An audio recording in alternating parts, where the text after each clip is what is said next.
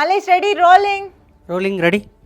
బాబాయ్, నీ మాటలు సమరసింహారెడ్డిలో బాలే రేంజ్లో మాస్గా ఉంటాయి, కానీ చేతలు మాత్రం సీతమ్మ వాకిట్లో సిరిమల చెట్టు ప్రకాష్ రాజ్ లాగా క్లాస్గా ఉన్నాయి. బాబాయ్, ఎన్నికలకు ముందు ఏమన్నావు? ఈసారి ఫైర్ కాదు వైల్డ్ ఫైర్ చూపిస్తా అని పుష్ప 2లో అల్లు అర్జున్ రేంజ్లో చెప్పావు. కానీ వైల్డ్ ఫైర్ కాదు కదా, కనీసం నార్మల్ ఫైర్ కూడా కనిపించట్లేదు బాబాయ్. గత ప్రభుత్వంలో దుర్మార్గులు దోపిడీలు చేసిన వాళ్ళు సైకిల్ టైర్ కింద పడి నలిగిపోతారేమో అనుకున్నాం, కానీ హ్యాపీగా ఫ్యాన్ కింద కూర్చొని సేద తీరుతున్నారు బాబాయ్. కొందరేమో సైకిల్ ఎక్కి శుద్ధపూసలు అనిపించుకోవాలని చూస్తున్నారు. 8 నెలలు అవుతుంది అధికారంలోకి వచ్చి. కబ్జాలు కూనీలతో 5 ఏళ్లు రెచ్చిపోయిన ఆ సైకోల్ని ఏం చేశారు బాబాయ్? మీరేదో చేసేస్తారని కూటమికి ఓటేసిన ప్రజలు కార్యకర్తలు ఎంతగా ఎదురు చూస్తున్నారు. అబ్బే, నేతి బీరకాయలో నుంచి నెయ్యైనా తీయొచ్చేమో కానీ వాళ్ళ ఎదురు చూపులు మాత్రం ఫలించేలా కనిపించట్లా.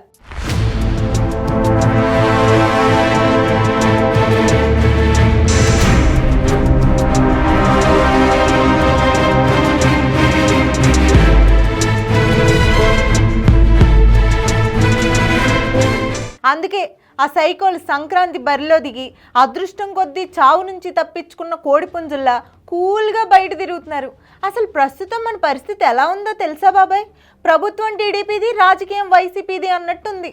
గత ప్రభుత్వంలో పెద్ద తలకాయ పెద్దిరెడ్డి కోడి పిల్లలను తన్నుకుపోయిన గద్దలాగా అటవీ భూముల ఆక్రమణ, భూ కబ్జాలు దర్జాగా చేసేశాడు.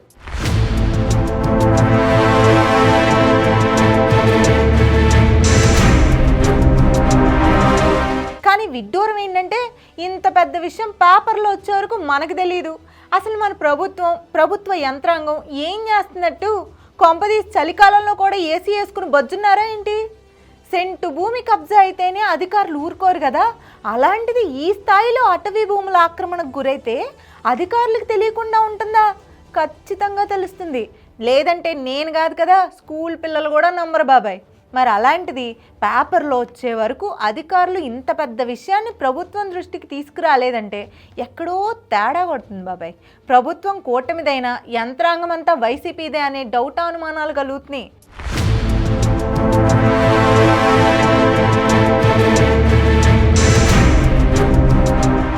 ఇప్పటికైనా మేల్కోండి బాబాయ్.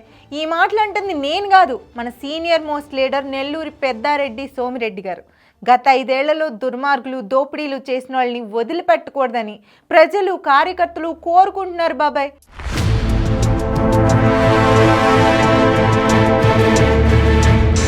దోపిడీ చేసిన వైసీపీ వాళ్ళందరూ సేవ్ అవుతుంటే మనం ఏం మెసేజ్ ఇస్తున్నట్టు? కూటమి ప్రభుత్వం కఠినంగా ఉండాలని మీడియా సాక్షిగా చెప్పారు సోమిరెడ్డి.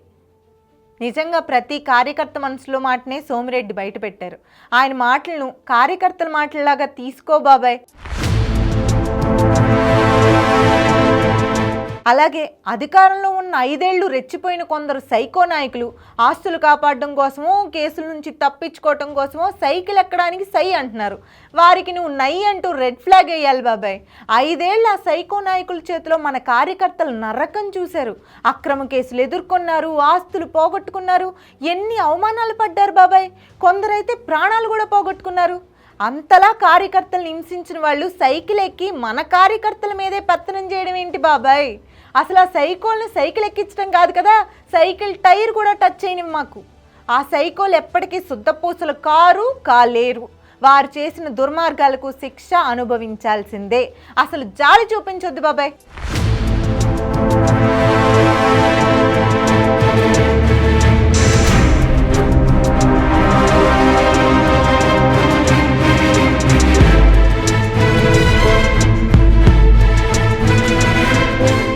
ఇదిగో బాబాయ్, ఇప్పటికైనా నువ్వు సీతమ్మ వాకిట్లో సిరిమల చెట్టు ప్రకాష్ రాజ్లా కూల్గా ఉండడం మానేసి సమరసింహారెడ్డిలో బాలేలాగా రెచ్చిపో.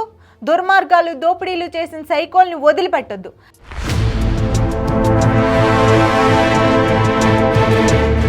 అలాగే ఇప్పటికీ ఫ్యాన్ రెక్కల్ని పట్టుకుని వేలాడుతున్న అధికారుల లెక్కలు కూడా తేల్చే బాబాయ్.